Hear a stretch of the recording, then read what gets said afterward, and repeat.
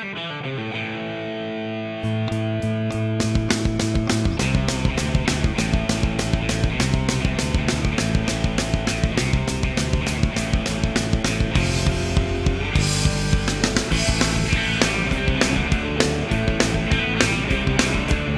fácil sería ponerse a cantar, que a cabalgar, hasta enterrarlos en el mar, hasta enterrarlos en el mar.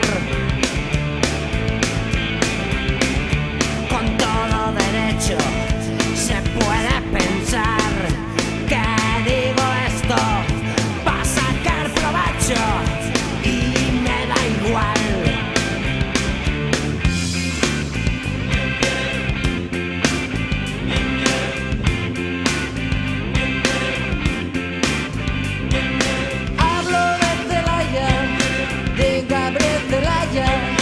Un poeta muerto, un humano más.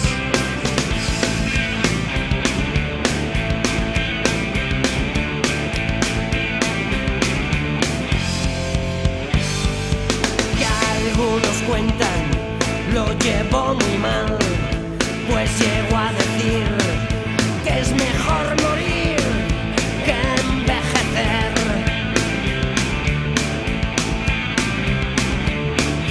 Y él lo dice, debe ser muy cierto, pues después de muerto tuvo más atención que en otros momentos.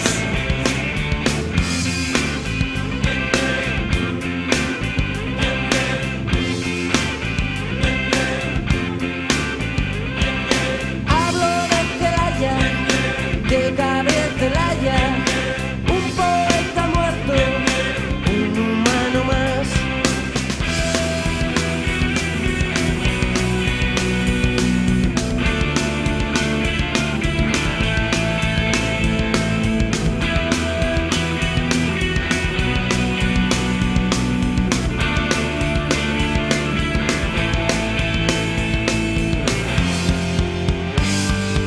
Pero habrá seguro quien se frote las manos, venderá más libros del que escribió contra el tirano, del que escribió contra